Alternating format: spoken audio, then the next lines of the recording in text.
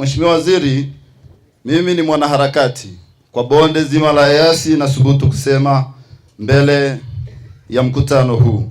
Tunapambana tukiwa tunasaidiana na Mheshimiwa mbunge, lakini diwani mwenzangu aliyemaliza kuzungumza. Mheshimiwa Waziri, changamoto kwanza ni shukuru serikali ya Jamhuri ya Muungano wa Tanzania, mama yetu Samia Suluhu Hassan, kwa kutuletea pesa nyingi sana bonde la Eyasi, takriban bilioni 59 kama sikosei. Japo umepita mradi unasuasua, na wewe umeona bonde la Eyasi kule kata yangu ya Barai tulitarajia tujengewe bwawa, lakini mkandarasi ameingia mtini. Serikali bado inaendelea kufanya mchakato wa kutafuta mkandarasi mwingine. Mheshimiwa Waziri wa Kilimo, kaka yetu Chongolo, mbali na hayo, bonde la Eyasi wakulima hawa wana changamoto kubwa. Bonde la Eyasi imekuwa ni kama sehemu ya majaribio ya madawa haya ya mashambani.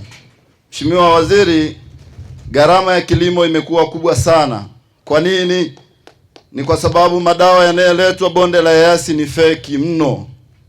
Sehemu ambayo unaweza kutumia labda katoni moja ya dawa mashambani, utaenda kutumia makatoni na mamilioni ya pesa.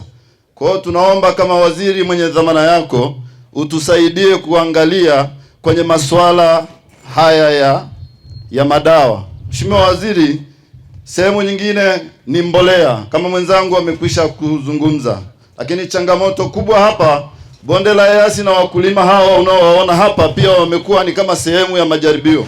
Kuna mbolea zinakuja Mheshimiwa Waziri, mpaka majina yake hatuyakumbuki, mengine yanaitwa mpaka fomi. Tunakuomba Mheshimiwa Waziri, wakulima hawa wasiwe sehemu ya majaribio, kutokana na kilimo kimekuwa na gharama kubwa mno.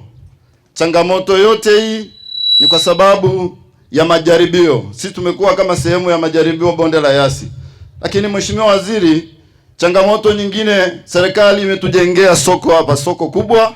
Lile soko limekuwa ni kama ghala la kuhifadhia mazao ya matajiri. Mimi siogopi kusema hayo na nitaendelea kusema. Kwa ridhaa yako soko lile lilikuwa chini yako. Takriban bilioni 1 imetumika pale Mheshimiwa Waziri, lakini leo haitumiki. Ukifika pale utakuta kayabo zimehifadhiwa pale, mbolea za matajiri zimehifadhiwa pale. Tunaomba utusaidie kwa ridhaa yako, kwa sababu serikali hii ni sikivu sana.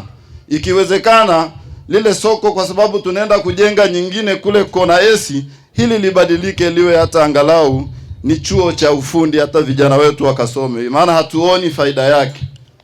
Mheshimiwa Waziri, lingine nizungumzie ni swala la ujazo. Hili swala la ujazo kwa bonde la Eyasi limekuwa changamoto. Imetufanya tumelala nje sana, tumewashikamata sana, lakini bado wakulima wetu leo wana hamu ya kusikia kutoka kwako. Utasema nini kuhusu swala la ujazo? Diwani mwenzangu amesema, lakini na mimi niseme tunaomba utusaidie. Mheshimiwa Waziri, tumejaribu kurusha maudhui mbalimbali kwenye mitandao, angalau tupate msaada. Wakulima wenzetu wanaolima mikoa ya jirani angalau wawe wasikivu, waweze kutusaidia. Lakini bila serikali kutoa tamko, bila wizara yako kutoa tamko, sisi wakulima wa bonde la Eyasi hatuponi. Kwa nini? Mheshimiwa Waziri, kama kuna changamoto kubwa tunayoipata ni kipindi cha mavuno. Bonde la Eyasi msimu huu tuliokuwa nao ni mrefu sana. Kwa nini?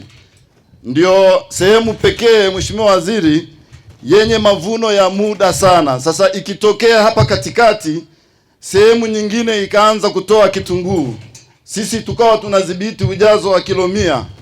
Wafanyabiashara tuliokuwa nao ni kutoka Kenya tu, watatuachia mazao, tunafunika, wanaenda kujaza kwingine ambako bado sheria hizi hazijaanza kufanya kazi.